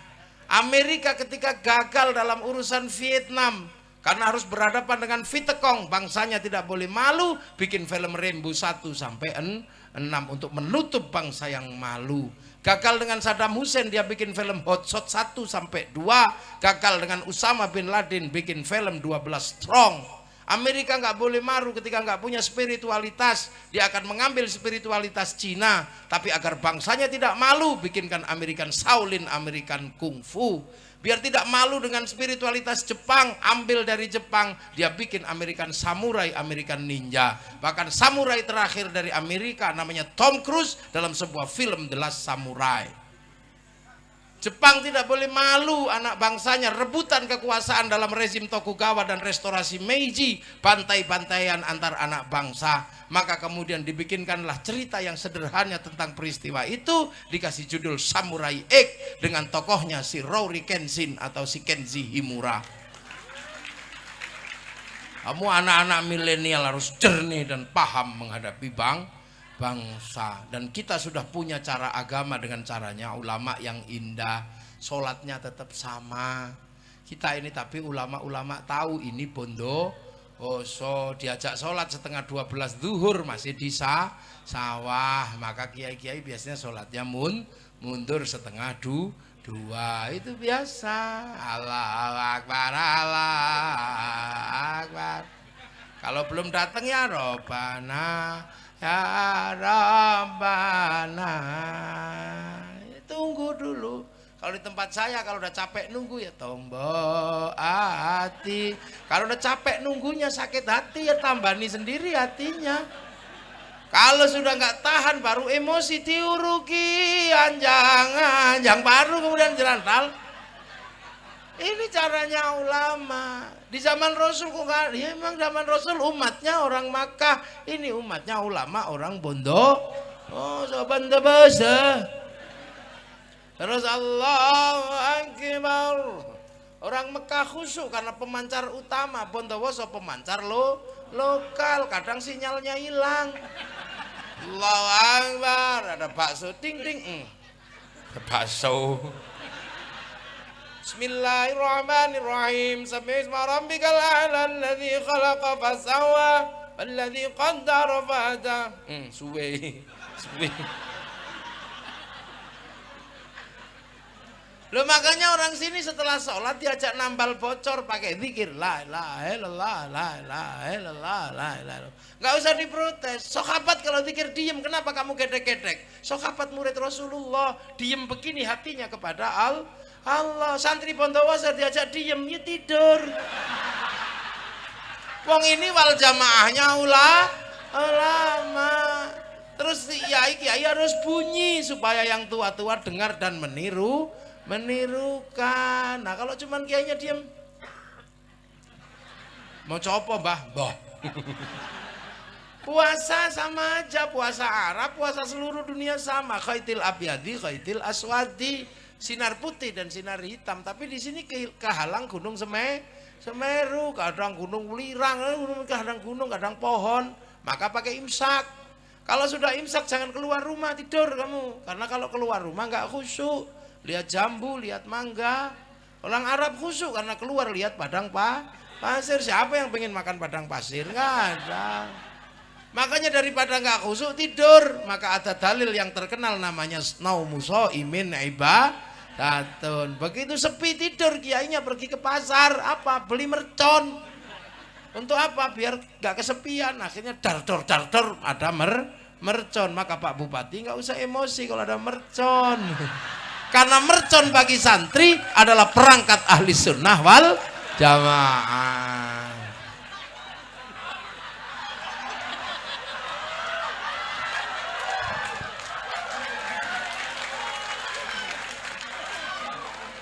Lah itu indah. Terus kemudian kalau malam tuk dek ada kaleng ditarik, sahur ora sahur sak karepmu.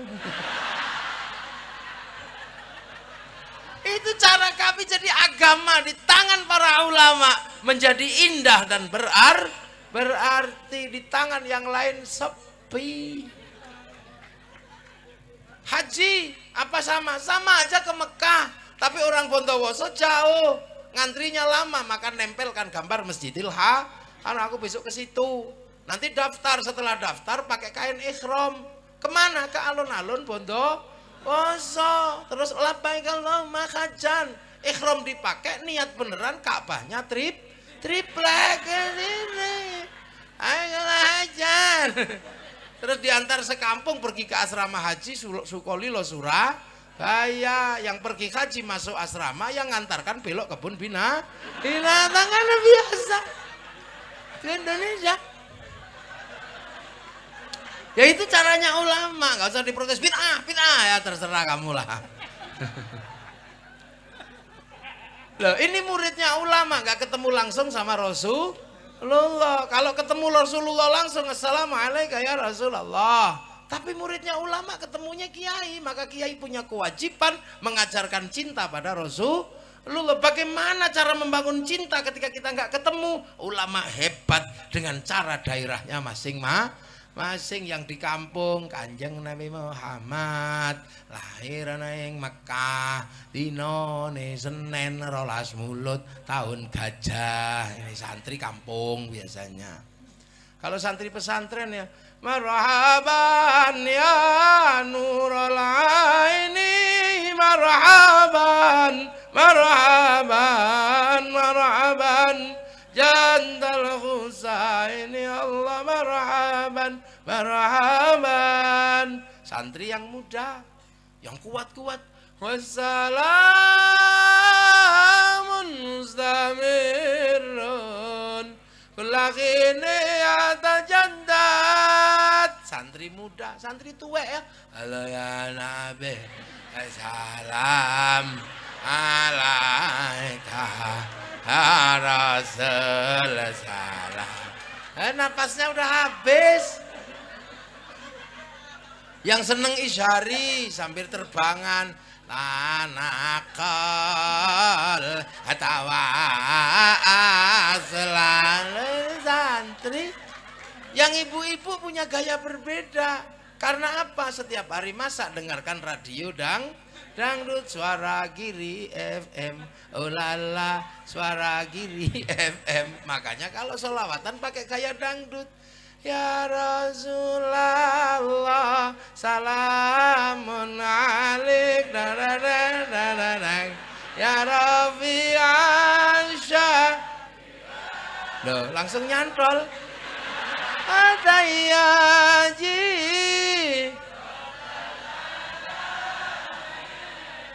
ya wailal ju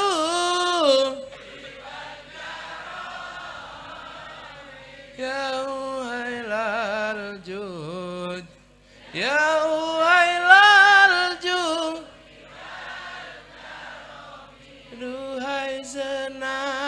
punya. Deng. Loh, ini muridnya ulama. Biasa aja. Yang suka India, kayak India. Ya Rasulullah, salamun alaik.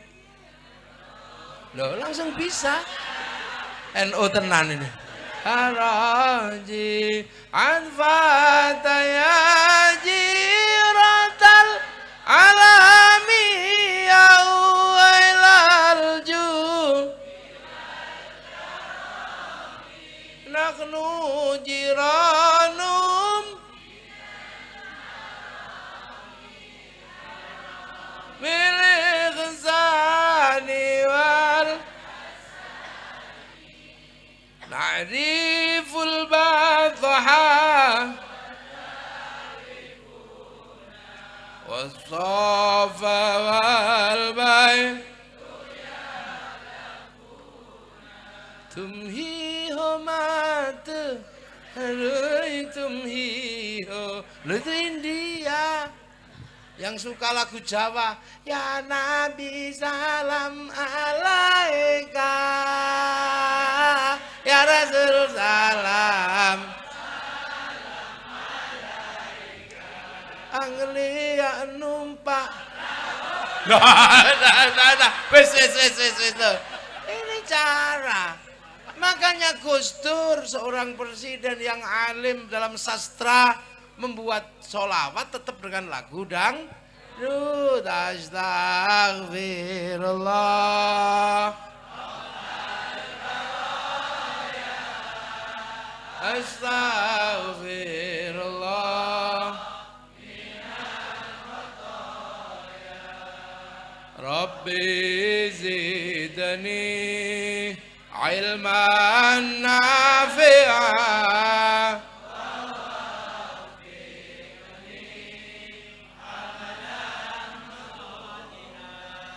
Itu kan lagu dangdut. Tuhan pengasih lagi penyayang tak pilih kasih sapandang sayang. Ini tidak Laila coba. Lagunya Ida Laila, grupnya Awara, judulnya Perintah Ilahi, yang ngarang Ahmadi sama Abdul Qadir. Makanya lagunya bagus, wong yang ngarang Kiai. Nah sekarang lagu bikin pusing kepala, yang ngarang siapa nggak tahu. Di mana, kemana? Ini lagu kok tanya, dah. Sampai Ayu Ting Ting itu suaminya hilang, nggak tahu dia. Ada lagu nggak ada itu suaranya, bokongnya toh. Lagu Inul, ini lagunya kan goyangnya ngebor. Sampai kiai-kiai se-Indonesia ribut. Itu asal goyang setan ini, goyang iblis ini. Kiai-kiai ribut, Gus Dur aja yang nggak apa-apa Mbak Inul, gitu aja kok repot. Terus saya diminta Kiai Fuad Hasyim, Gus bawa Gus Dur ke Cirebon. Tanya maunya apa, tak bawa Gus Dur ke Cirebon. Gus mau diadili Kiai-Kiai, nggak apa-apa, monggo. Duduk akhirnya, Gus Anda mengatakan goyang Inul nggak apa-apa, iya. Tapi Gus itu Masya Allah, kalau sudah goyang pantatnya kiri kanan Gus, itu semua penuh syahwat Gus. Kok Anda mengatakan nggak apa-apa bagaimana? Lu apa Anda lupa aku nggak lihat?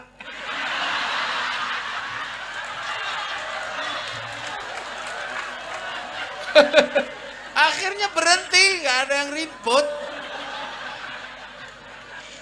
Lah itu, lu makanya saya itu heran.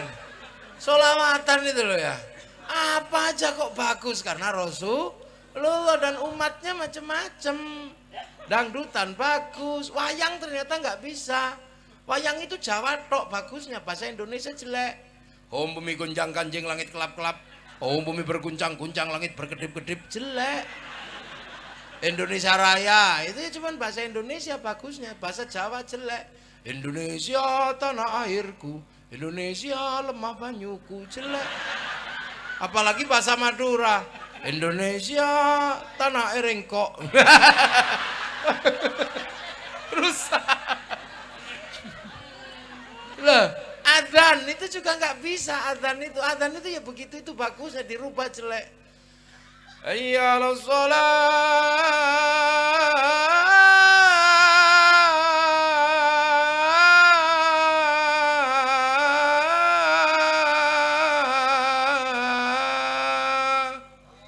Itu adzan. Coba pakai lagu dangdut rusak. Hayya 'alas shalah. Ya nggak boleh. Rusak, jangan. Nah inilah makanya ulama ini mampu menghantarkan bagaimana orang mencintai Rasulullah. Makanya datang sholawatan walaupun nggak ngerti, misalnya kayak sholawatan simtudururnya. Ini kan model baru. Tapi karena ulama sudah membangun mahabbah walaupun kadang nggak ngerti, datang juga ke alun-alun. Ya Hanana, ya Hanana, ya Hanana, ya Hanana. Ya Nana Nabi Muhammad Zalikal fadlu minallah.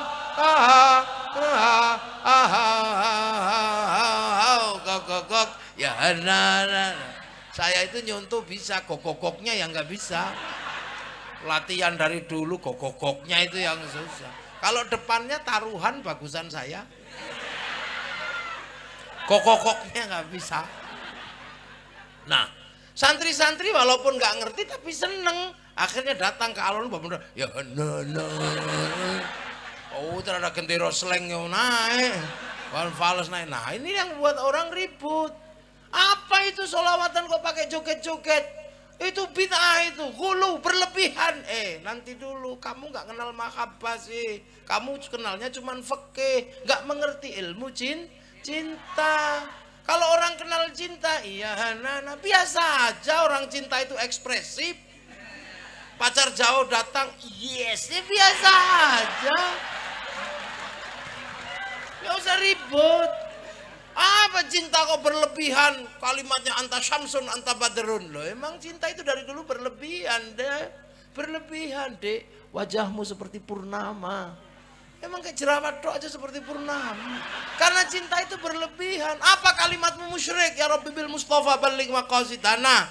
Kalimat cinta dari dulu mengandung kemusyrikan. Kalau dilihat dari ilmu fikih, sehari aku tidak bertemu denganmu, mati aku. Apa enggak musyrik itu? Sehari enggak ketemu aja kok mati. Emang yang bikin mati cinta kan Allah. Larang ada habisnya. Ingin ku mati bila tak ingat dosa. Ingin rasanya aku pulang ke rahim ibu. Musyrik itu, kamu ribut. Palamu segede itu kembali ke rahim ibu. Durhaka kamu. Nggak ada habisnya. Ini kalimat mahabbah dan fikih, jangan dicampur. Ya kan? Ope nyanyi musyrik. Hanya dirimu yang bisa membuatku tenang, tanpa dirimu aku merasa hilang dan sepi. Ya musyrik masa tanpa dirimu merasa hilang dan sepi, kamu gak punya Allah ya? Nah, ribut. Rumah Irama pacarnya hilang, musyrik. Ku tahu rumus dunia. Emang kamu ngerti rumusnya dunia? Kayak Allah aja. Pacar hilang, tanya Allah karena cinta, nggak mau SMS. Seandainya aku bertemu Tuhan, akan ku tanyakan tentang dirimu. Asa, pacar hilang tanya Allah. Loh ya inilah cinta. Makanya madhab cinta ini, madhab mahabbah jangan dilihat dari fikih, nggak nyambung. Rabi'ah al-Adawiyah begitu jatuh cinta sama Allah bikin syair, semua orang takut. Ya Allah, kalau ada nikmat buatku di dunia aku gak butuh, serahkan sama musuh-musuhmu aja. Kalau ibadahku di akhirat, karena kalau ada nikmat buatku di akhirat aku gak butuh, serahkan sama kekasih-kekasihmu ya Allah. Kalau ibadahku karena aku pengen surga, tutup surga itu dariku. Kalau ibadahku karena takut neraka, bakar aku di dalam neraka. Tapi awas ya Allah, kalau ibadahku karena aku rindu padamu, jangan kau palingkan wajahmu dariku. Berani sampean? Enggak berani, kita Robbana Atina kelasnya. Ini madhab mahabbah yang kadang kita nggak ngerti. Saya Jalaluddin Rumi pidato, hei kumpul saudara-saudara, Hari ini Allah rugi dan saya yang beruntung. Wong ngamuk semua. Hari ini Allah merugi, saya yang beruntung. Wah, mau dibawain parang sama orang sekampung. Kamu mau apa? Iya, Allah rugi sekarang. Gimana sebelum tak potong kepalamu? Iya, aku dan Allah saling jatuh cinta. Allah mendapatkan aku dapat Allah. Aku dapat Allah, zat yang maha agung segede itu. Untung aku. Allah dapat aku, gini rugi. Lah ini bahasa cinta, jangan pakai bahasa fikih. Konslet sampean. Lah orang-orang yang tidak melakukan sholawatan ini biasanya konslet karena nggak ngerti bahasa cinta. Ini madhab cinta. Susah. Lihat kan, ada orang pidato, masalah. Hei, semua kumpul. Saya menyatakan hari ini sayalah orang yang bisa lari dari rahmat Allah dan saya tidak kena rahmat Allah. Wah, tempilingnya orang. Pidato lagi dia. Kumpul semua. Hari ini akulah yang paling benci dengan barang hak. Tempilingi lagi, nggak kapok. Hari ini saya punya sesuatu yang Allah nggak punya. Sudah benjut dia dipukuli sama orang, tapi nggak berubah. Tapi Sayyidina Ali datang, mau apa? Kan sama-sama orang pinter. Kok kamu bisa lari dari rahmat Allah dan tidak kena itu gimana? Iya, tadi kan di kampung sana saya lagi ke pasar, ada hujan. Saya lari dan bersembunyi. Hujan kan rahmat, nah saya nggak kena. Maka jadi orang jangan reaksioner, dikit-dikit musyrik bid'ah, orang belum tahu. Nanti mau apa? Kamu benci barang hak, ya iyalah, mati itu hak. La yastakhiruna sa'atan wa la yastaqdimun, mati itu hak. Nah aku itu nggak suka, aku benci mati, aku pengen hidup terus. Oh ya. Terus kamu punya, Allah nggak punya, itu apa maumu? Ya iyalah, aku punya anak istri, Allah nggak punya. Lah ini kan, ini orang-orang dulu itu suka iseng. Kalau pidato maka jangan reaksioner. Loh, makanya ilmu itu kalau nggak disatukan dalam satu teks itu kalau disatukan dalam satu ilmu rusak. Quran sama Quran bubar. Satu sitati ayamin, satu kun fayakun. Yang satu innallaha ala kulli syai'in qadir, yang satu innallaha la yughayyiru ma biqaumin. Fikih sama Quran iso ribut, la talbisul haqqo bil batil, tapi hujjah fikih darul mafasid muqaddamun ala jalbil masalih, ad-daruratu tubihul mahdhurat, al-masyaqqatu tajribut taisir. Quran sama tasawuf konslet. Yang satu innani anallah la ilaha illa ana fa'budni, tapi ilmu tasawuf mengajarkan apa? Min alamatil i'timadi alal amal nuqsanur roja'i 'inda wujudiz zalal. Konslet semua, maka butuh ilmu ya. Makanya kalau madhab cinta itu yang paling bagus menggambarkan itu Ibnu Katsir dalam kitab Qissatul Anbiya, menjelaskan tentang burung kedik jatuh cinta. Ya kan, burung kedik kan. Kalau di Jawa burung emprit. Orang Madura menyebutnya burung kedik. Burung kedik ini jatuh cinta. Di samping manuk kedik, nah di samping Nabi Sulaiman ini merayu kekasihnya. Dia lupa Nabi Sulaiman ngerti bahasa burung.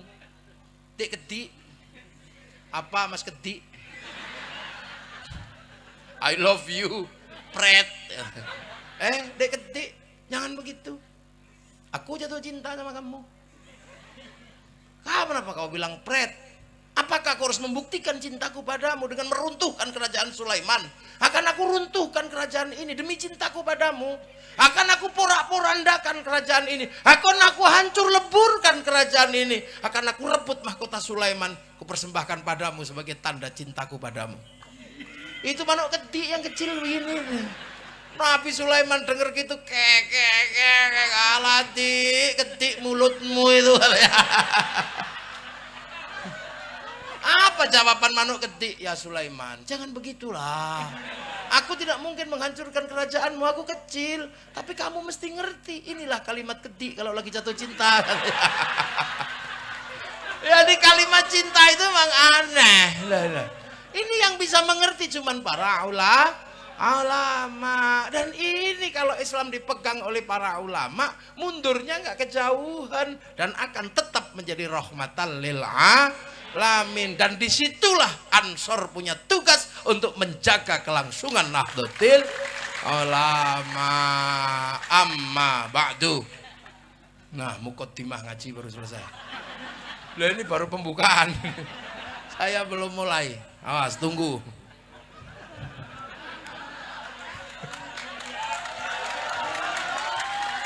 Allah, waduh gede, waduh gede. Ini jong. Waduh gede, waduh gede. Ya, itu kan. Saya tahu kalau bahasa Emprit itu gede itu waktu haflah di Nurul Jadid. Gus, gede apa burung emprit itu gede katanya. Oh iya gede. Manuk gede.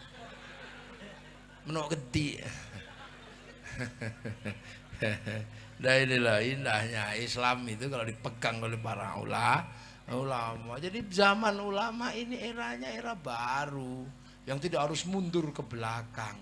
Makanya kita punya manhaj namanya al-muhafadzatu 'alal qadimis sholih wal akhdhu bil jadidil asla. Dan orang-orang seperti kita menjadi orang-orang yang damai-damai aja, biasa-biasa saja, nggak usah terlalu wah, Allah Akbar. Ulama cuman Allah Akbar. Nah inilah mungkin kapan-kapan kita lanjutkan lagi. Ya udah jam 20 watt. Pas 00 loh ini Pak Bupati. Pas 00 ini. Pas 00 loh. Ini udah 00 jamnya. Jadi kosong ya. Ya nanti ya. Macong. Udah kedik. Nah nanti cari kediknya sendiri-sendiri ke rumah. Mudah-mudahan semua dapat ridho Allah ya, dapat barokah. Kita punya bangsa kita jaga, kita punya ulama yang punya tanggung jawab membawa Islam ke masa depan, dan semoga kita semua nanti husnul khatimah.